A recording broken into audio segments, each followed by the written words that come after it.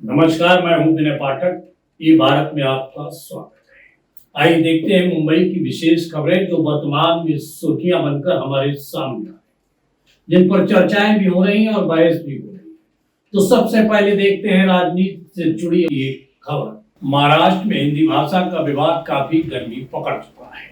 हिंदी को लेकर मनसी का प्रदर्शन से महाराष्ट्र में एक बार फिर भाषा को लेकर सियासत गर्मा गई है। हिंदी भाषा के मुद्दे पर राष्ट्रीय भीम सेना पार्टी के राष्ट्रीय अध्यक्ष आर पांडेयन ने क्या कहा, आइए हम आपको सुनवाते हैं। जो मतलब मराठी का चोला पहन कर पर प्रांतीय हो या किसी को मराठी नहीं आती उसको मारते हो, बिल्कुल गलत करते। कायदा किसी के हाथ में लेने की मतलब अनुमति नहीं है और ये बर्दाश्त एक्सेप्टेबल भी नहीं, चाहे वो कोई भी पार्टी हो। देवेंद्र फडणवीस जी ने क्या बोला कि जो भी लोग भाषा या जातिवाद पे ये सब चीज़ पे अगर बोल रहे हैं तो ये सब चीज़ को बोलना नहीं चाहिए, उनको ये पसंद नहीं है। उन्होंने खुद उसका स्पष्टीकरण दिया है कि भाई वो चीज़ नहीं।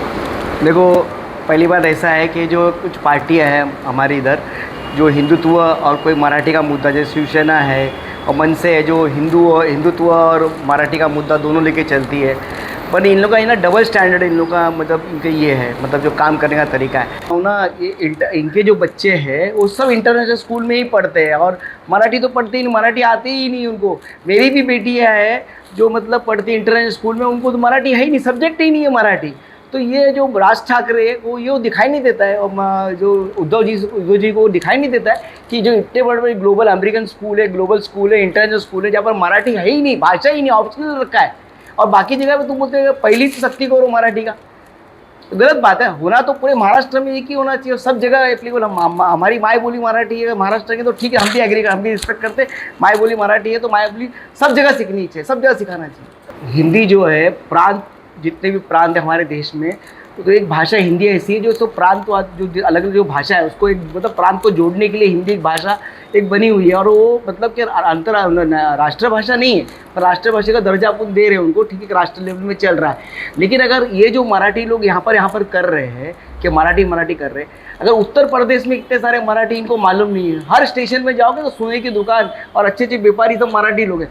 तो वहाँ के अगर यूपी बिहार के जो लोग हैं, वहाँ के लोग अगर बोलेंगे नहीं तुझे इधर बिहारी बोलना है, इधर मराठी नहीं बोलना है, उस तरह का अगर सख्ती करेंगे तो फिर वहाँ के लोग कहाँ जाएंगे? फिर वो मराठी लोग इधर इन लोग समा पाएंगे क्या? तो ये सिर्फ डिवाइड करने की राजनीति है और लोगों के तो नफरत फैलाने की राजनीति है, अपनी मतलब रोटियाँ सेकने की राजनीति। मैं वही बोल रहा हूँ आपके माध्यम से कि उद्धव जी और राज ठाकरे जी, मैं सिर्फ ये बोलता हूँ जितने भी इंटरनेशनल स्कूल है ना, उधर पहली से मराठी सख्ती करके दिखाए, मैं बहुत खुश होऊंगा। मैं मानूंगा सही में मराठी के ये लोग चाहने वाले हैं। तो आपने देखा होगा पिछले 10-15 साल से मोदी जी की जो सरकार है और जो उनका जो काम करने का तरीका है मतलब बहुत लोकप्रिय हो रहा है, लोगों का काम हो रहा है, डेवलपमेंट्स के काम हो रहे हैं, बहुत कुछ हो रहा है। तो इनकी जो पार्टियाँ है सब खत्म होने के कगार में आ रही है, ऐसा है। तो इसकी वजह से क्या करें, खुद को जिंदा कैसे, सर्वाइव कैसे करें?